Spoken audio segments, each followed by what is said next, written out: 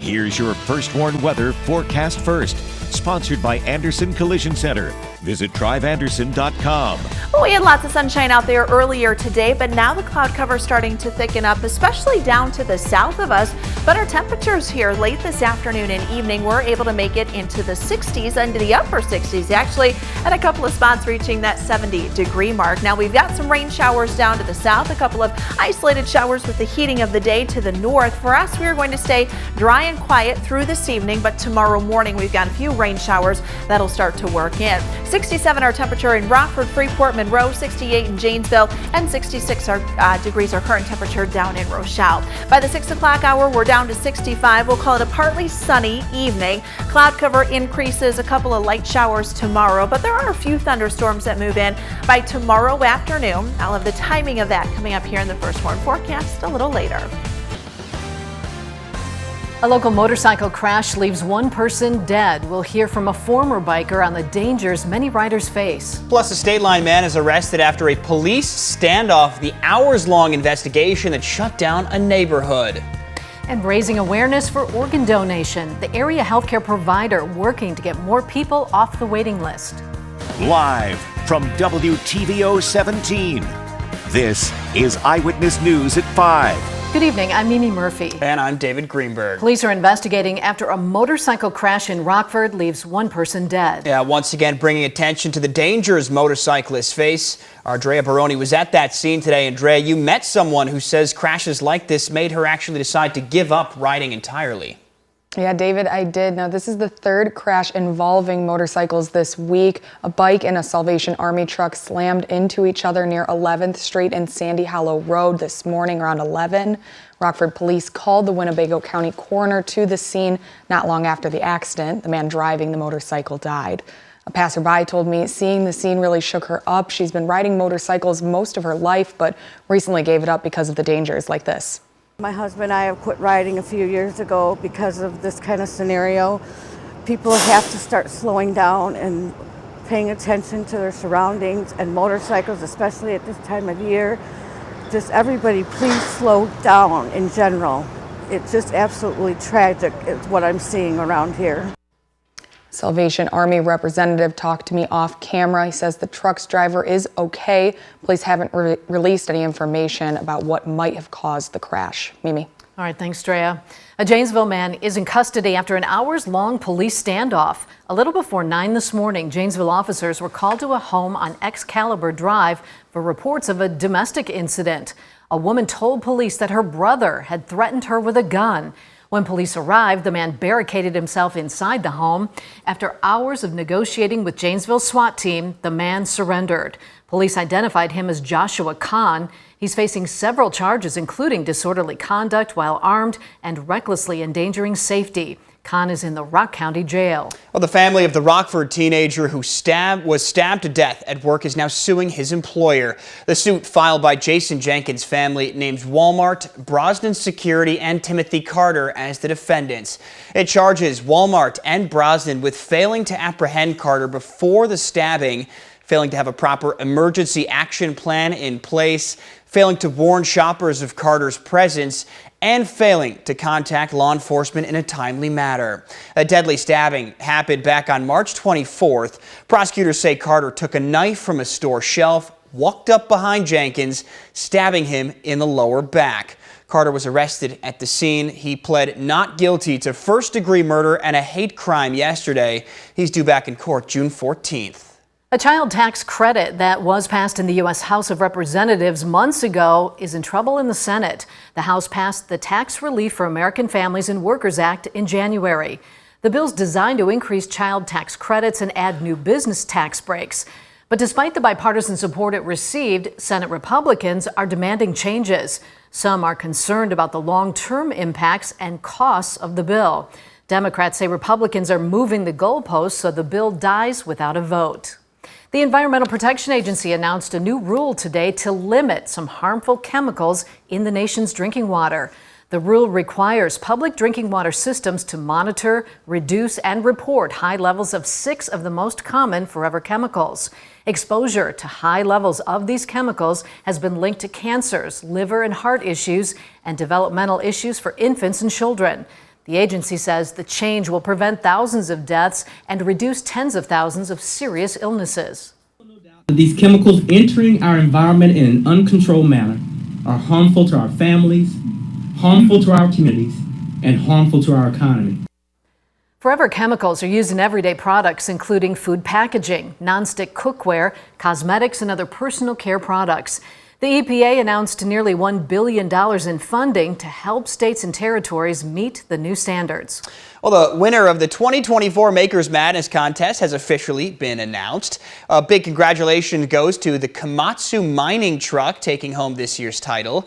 Large capacity truck is made downstate in Peoria, used for construction and mining, carrying up to 400 tons at a time. Illinois Manufacturers Association hosts this bracket-style competition every year. Nearly 300,000 votes were cast over the last 2 months. Illinois manufacturers are the backbone of our economy, creating good, high-paying jobs and investment in communities across the state, employing more than 500,000 women and men who go to work every single day to make things here in the land of Lincoln. These remarkable manufacturers are the bedrock of our nation and the heart of our communities. We're proud to showcase the amazing and innovative manufacturing sectors with our Makers Madness contest. Belvedere's General Mills and its Nature Valley granola bar made it all the way to the Sweet 16 this year. A local healthcare provider honors organ donors. April is National Donate Life Month. Today, a flag-raising ceremony was held at UW Health Swedish American Hospital. The event recognizes the many organ, tissue, and eye donors who gave the gift of life to others in need. One critical care unit nurse says the ceremony also helps raise awareness to the ongoing need for more donors. This is to honor everybody who's been here and has made the ultimate sacrifice and the ultimate gift, as well as to shed light that maybe this is a tough topic for families to talk about, just to kind of, bring the glass to the table and start opening up those avenues to kind of answer any questions or even start the conversations that maybe people have been toying around with or just didn't know where to find the information that they needed. Around 4,000 adults and children throughout the state are waiting for an organ donation. Rockford Police introduced the public to the newest member joining their ranks. Meet Canine Rip. He was purchased through donations received by the Friends of Rockford Police Canine Unit. Rip is a 2-year-old Dutch Shepherd and a Belgian Malinois mix. Next week, he'll head off to Canine Certification School with Officer Vargas. Local women get the chance to learn how to defend themselves. State Rep Maurice West and Rockford Police are teaming up to provide self-defense training for women. The event will start at 5:30 and is being held at the Community Life Center of Rockford on Bishop Washington Avenue. Attendees will receive advice and hands-on training from law enforcement officers. This event is free to the public. The Secretary of Homeland Security is questioned in both chambers of Congress. Up next, the hearings come as the Senate tries to build support for an impeachment trial.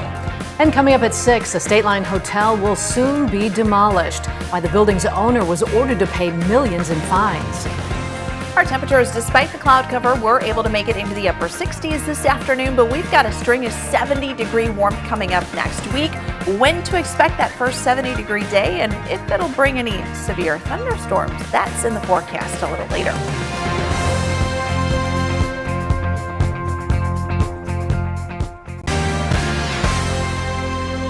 Homeland Security Secretary Alejandro Mayorkas spent the day getting grilled by members of Congress. The House held hearings this morning and the Senate in the afternoon. House members have held off on delivering articles of impeachment as the Senate now works to gather more support for a trial. Anna Wernicke reports on the latest as Republicans try and avoid the charges being dismissed. Wednesday should have been the day the impeachment trial of Homeland Security Secretary Alejandro Mayorkas moved forward in the Senate. But instead, Mayorkas spent the day defending his job before the same people who are looking to fire him. I do understand the challenges at the border, and I certainly don't dance around them. Mayorkas testified before the House and Senate appropriators on why they should approve over $108 billion for his agency.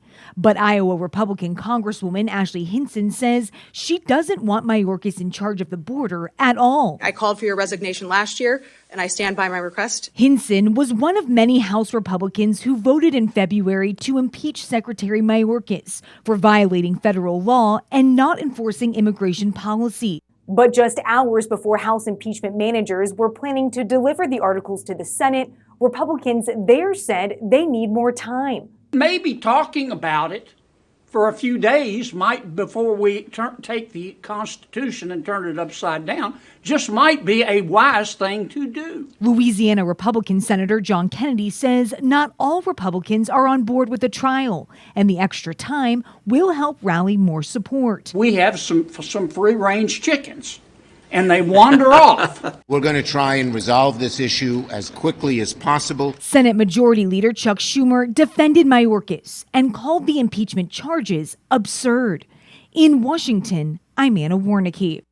Well, it's beautiful outside, but rain may be in the forecast. That's right. After the break, Candace tells us when we could see some showers, along with a warm-up for the weekend. Now, your first warned weather forecast from Chief Meteorologist Candace King.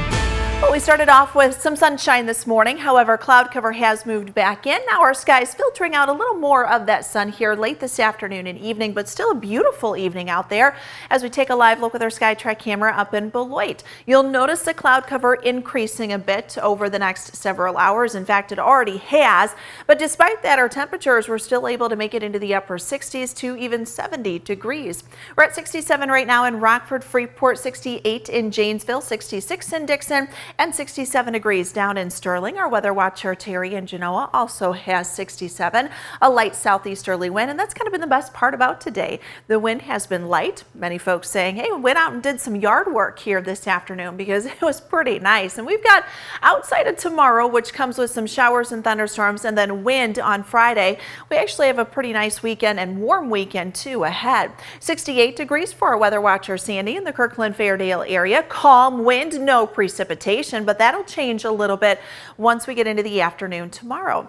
That's tied into an area of low pressure that currently sits down to our south here this evening, and that'll slowly work northward as we head through the night and into the day tomorrow. But we've had a nice stretch of weather. Temperatures last 3 days have been in the 60s. Tomorrow will likely reach 60 degrees once again. We may dip a little on Friday. Friday I have us at 60s, but we've got a string of 70 degrees coming up once we get into next week. Now the cloud cover, we've got different types of clouds at different levels of the atmosphere. So what we've got right now coming in where it's kind of obscuring the sunshine a bit more. We've got actually some higher level clouds. These are the cirrus clouds, some thicker cirrus clouds, and some stratus clouds moving in from the area of low pressure to the south. But then with the heating of the day, we've actually had some fair weather cumulus clouds pop up. Once the sun sets, that cloud cover will thin, but the clouds to the south actually will increase here. So we'll keep it a mostly cloudy sky as we go through the night tonight. We'll eventually add in some rainfall too. The rain has been falling very heavy here along the Gulf states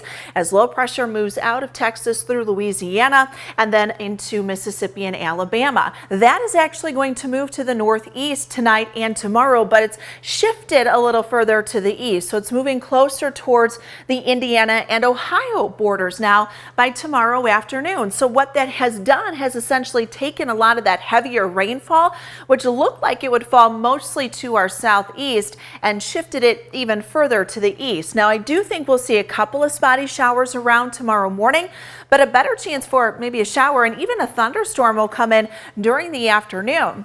Notice this is 3 o'clock tomorrow, and with that, some colder air above and a little instability building up, because we'll see some sunshine throughout the day, and that'll warm our temperatures into the lower 60s. We'll actually get a couple of isolated thunderstorms to develop, some of which could actually have some smaller hail. So we'll keep an eye out for that as we head through the afternoon. Then we'll keep a couple of scattered showers around late Thursday night into Friday. Winds pick up from the northwest Friday afternoon, gusting at times close to 35 miles per hour. You notice that heavier rainfall shifting off to the east of us, so that really not a concern as far as the inch or 2 inches of rain, but I think maybe a quarter of an inch, if not a little more, will be possible with tomorrow afternoon and tomorrow night. But notice going into next week, we've got the 70s. We'll keep an eye out for the thunderstorm potential though on Tuesday as a little stronger system moves in just to the west of us. Yeah, gonna be beautiful out there. Great looking 7-day, Candace. Thanks. Scott's next with sports. The Packers season opener this year will be unlike any in the long history of the franchise. And the Bulls explain what went so very wrong on a failed dunk attempt last night. And now sports with sports director Scott Lever. Would Vince Lombardi recognize today's NFL if he were alive? I'm guessing he wouldn't, especially not how this Packers season is going to open up. For starters, they'll play their opening game in Sao Paulo, Brazil. They'll face the Eagles there. Secondly, the game will be played on a Friday night, Friday, September 6th. The game will be an Eagles home game. Sao Paulo Stadium, Corinthians Arena, is the home of the Brazilian soccer team, the SC Corinthians. It has hosted the World Cup and the Olympics. The game will only be shown on free TV in Green Bay and Philadelphia. The rest of us will have to stream it on NBC's Peacock if we want to see it. Well, the Cubs will wrap up their series with the Padres in San Diego tonight. Last night, the Cubs won 5-1 thanks largely to that Christopher Morel grand slam in the 5th inning. It was his 3rd home run of the season. His batting average is .326. And tonight, the Cubs send Kyle Hendricks to the hill against former White Sox pitcher Dylan Cease. As for the White Sox, they're playing early in Cleveland again. Right now, top of the first, it's 1-0 Sox. Have the Bulls become the Keystone Cops of the NBA? Sure looked like it last night when they reached a comical new low on one play. In this game against the Knicks, Torrey Craig got fancy trying to lob the ball off the backboard to himself for a dunk, but Big Andre Drummond gummed up the works when he barreled in from behind and the ball caromed off the rim. Drummond thought the pass was for him. Here's Craig's explanation of what went wrong. Got a fast break, just wanted to create some excitement, try to give us the edge, try to create some momentum for us.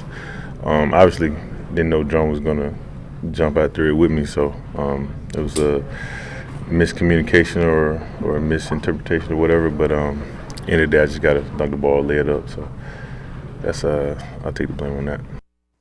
That might be the best highlight of the year. And the days of the Olympics being strictly for amateurs are long gone. This year, those athletes in track and field who win gold medals will each receive $50,000 in prize money. A total of almost $2.5 million will be awarded in that sport.